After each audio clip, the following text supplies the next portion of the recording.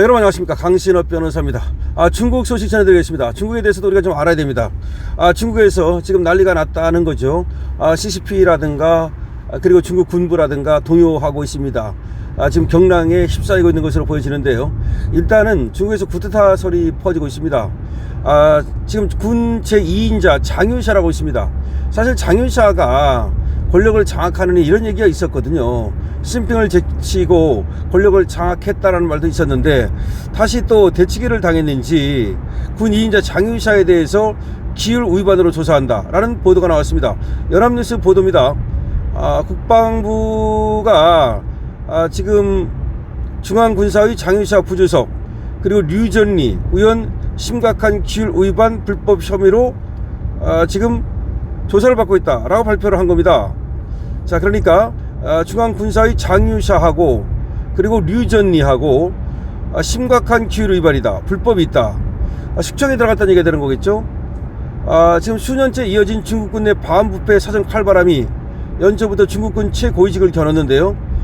그러니까 중국에서는 계속해서 중국군 사정바람이 불고 있었거든요. 시진핑이가 강력하게 지금 군대를 갖다가 사정하고 있는데, 이게 이번에는 말이죠, 군 2인자까지도 중국군의 서열 2위 장윤샤, 나이도 많아요. 79살인데 1인자가 시진핑이거든요. 중국군은 1인자가 시진핑인 거예요. 2인자가 장윤샤고. 그거 말하면 뭐 하겠어. 1인자가 2인자를 쳤다는 얘기 아니겠습니까 지금. 그래서 얘가 중국 공산당 중앙군사위원회 부주석이에요.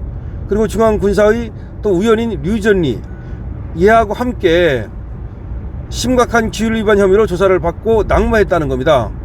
류전리는 61살인데 연합참모부 참모장입니다. 그러니까 군내 서열 2위인 장윤샤와 그리고 중앙군사위 위원인 류전리가 함께 이번에 심각한 기율 위반 혐의로 조사를 받으면서 낙마했다, 숙청당했다는 얘기죠. 쫓겨났다는 얘기죠.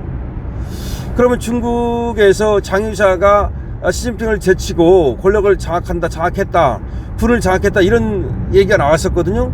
근데 사실은 다시 대치기를 당했다고 봐야죠. 이렇게 되면은 중국 국방부는 24일 홈페이지를 통해서 중앙정치국 위원 겸 중앙군사위원회 부주석 장윤샤와 중앙군 군사위원회 위원 겸 연합참모부 참모장인 류전리가 심각한 기율 위반 및 불법 혐의를 저지른 혐의를 받고 있다라고 공식 발표했습니다. 중국 국방부의 공식 발표입니다. 중국 국방부가 홈페이지, 중국 공산당 홈페이지를 통해서 중앙정치국 위원 그리고 중앙군사위원회 부주석 장윤샤, 그러니까 2인자라고요.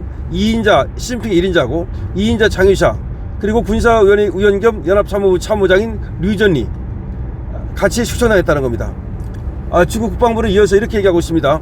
당 중앙의 연구를 거쳐 장윤샤와 류전리를 입건해서 심사 조사를 진행하기로 결정했다. 국방부는 말이죠, 중국 국방부입니다. 장 부주석과 류 참모장의 구체적인 혐의 등 자세한 내용은 설명하지 않았는데요. 심각한 기율 위반이라는 말을 쓴 걸로 봐가지고 부정부패 혐의라고 봐야 되겠죠.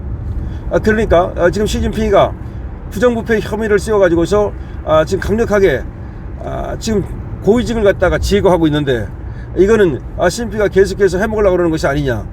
그러니까 푸틴처럼 해먹으려고 말이죠. 중국은 10년마다 권력 교체를 했거든요.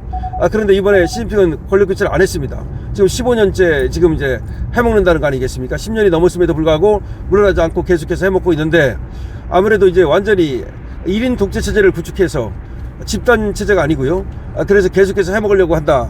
근데 이게 과연 가능할지, 어떤 얘기가 나오느냐면, 지금 뭐 장윤샤를 이렇게 했다는 얘기가 그만큼 군대 내에서 동요가 심하고 반 시진핑 세력이 강한 거 아니냐.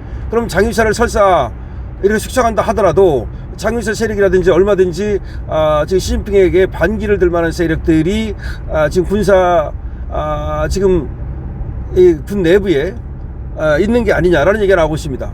다시 말하면 둘 중에 하나입니다. 시진핑이가 강력해서 이렇게 2인자를 제거할 수 있느냐, 아니면 오히려 지금 군 내부의 동요가 굉장히 심하기 때문에 선제적으로 2인자를 제거하는 거냐, 어느 쪽인지는 지금은 정확하지 않습니다만은 어쨌든 중국이 그렇게 평온한 상태는 아니다. 뭔가 전시사태 같은 느낌을 준다. 더군다나 중국이 시진핑이 이 권력이 안전할 수 없는 이유가 경제가 완전히 폭망하고 있거든요.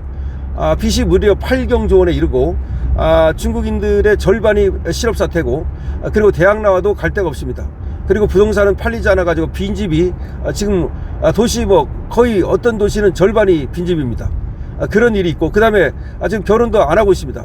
중국도 말이죠.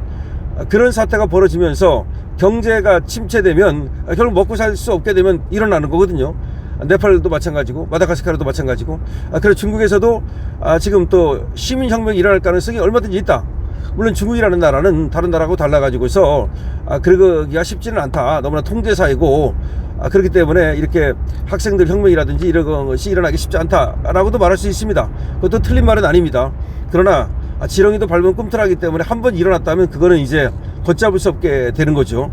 어쨌든 지금 셰셰를 이재명은 시진핑한테 하고 있는데 저 시진핑 권력이 무너지게 되면 이재명도 상당히 이제 어려워지겠죠. 뭐 이재명만 어려워지는 게 아니라 만약 이제 시진핑한테 줄 섰다가 그야말로 이게 잘못되는 날이면 아마 대한민국 자체가 어려워질 가능성도 있다. 그래서 거기다 줄 서면 안 된다. 중국에도 줄 서면 안 된다. 이런 얘기를 하는 겁니다. 미국은 그래도 줄 서면 우리한테 해를 끼치질 않는다. 적어도. 하지만 중국은 우리한테 얼마든지 해를 끼치는 나라다. 우리를 갖다 가까이 했다가 또 조금 수틀리면 또 북한 김정은을 갖다가 또 선동질 해가지고서 우리를 갖다가 또 괴롭히도록 하고 말이죠. 이렇게 갖고 노는 거야. 그러니까 중국은 북한을 갖다가 가까이 했다가 또 우리를 가까이 했다가 하면서 말이죠. 이렇게 지렛대 삼아가지고 서로 견제를 시키는 이간질의 대왕 아니냐. 그러니까 시진핑은 말이죠. 지금 김정은하고 우리하고 뭐 잘 되게 하려고 하는 게 어디 있습니까? 없어요. 어차피 이간질 시키는 거야. 그러니까 김정은하고 우리하고 서로 말이죠. 저울 위에 올려놓고 나서 말이야. 이간질 시키는 것밖에 더 되느냐. 그러니까 시진핑한테는 절대로 그걸 믿어서도 안 되고 그리고 또 가까이서도 안 된다. 그냥 뭐 적당한 선에서 그냥 뭐 적대 안 하는 정도 그러면 되는 거지. 중국하고 가까이서 얻을 게 뭐가 있냐라는 말이 나오고 있습니다. 어쨌든 장유샤의 실각인데요. 지금 시진핑에 이어서 군내 2인자인 그리고 근데 중국 같은 나라는 군이 사실은 말이죠 권력의 핵심이기 때문에 군내 2인자라는 얘기는 중국의 2인자라는 얘기와 같습니다. 사실은 말이죠. 근데 중국의 2인자라고 볼 수 있는 장유샤가 이렇게 실각을 당하게 되고 아마 숙청당하고 뭐 처형까지 당할 수도 있겠죠. 이런 상황이 벌어지고 있습니다. 그러니까 중국이 지금 동요 사태로 들어가고 있다고 봐야 되는 겁니다. 중국이 동요 사태로 들어가면 경제는 폭망한다고 봐야 됩니다. 그러니까 중국 경제하고 우리하고 서로 뭐 어울려 가지고서 우리가 이익 볼 게 없다. 그래서 중국에다가 지금 뭐 삼성이라든가 SK라든가 현대라든가 그 투자 많이 하면 안 됩니다. 롯데 많이 투자했다가 말이죠. 다 그냥 롯데가 중국에 투자했다가 쫄딱 망한 겁니다. 원래 롯데마트라든지 롯데백화점이라든지 중국 그 얼마나 넓은 땅덩어리냐. 거기서 우리가 송가한다면 얼마나 돈을 많이 벌겠느냐. 천만의 말씀입니다. 중국은 말이죠. 결국은 우리 다 뺏고서 깍대기 벗겨가지고 쫓아냅니다. 원래 옛날부터 말이죠. 떼국놈이라는 말이 왜 나왔겠습니까? 화상이라는 말이 왜 나왔겠습니까? 박정희 대통령이 그걸 알았기 때문에 만주 군관학교 다니면서 그리고 또 박정희 대통령은 뭐 그 당시 중국과 일본과 우리나라는 뭐 거의 자주 왕래를 했기 때문에 중국을 알았던 거예요. 중국놈이 어떤 놈인지도 알았고 그래서 중국을 갖다가 얼씬 못하게 말이죠. 이 화교를 갖다가 통제한 거 아닙니까? 근데 그렇게 했어야 되는데 말이죠. 지금 완전히 그냥 중국의 문을 열어가지고서 걔들이 어떤 놈들인지를 모르고 얼마나 무서운 사람들이 돈에 대한 집착이라든가 그런 걸 알아야 돼. 그러니까 절대 도움이 될 놈들이 아니다는 걸 알아야 됩니다.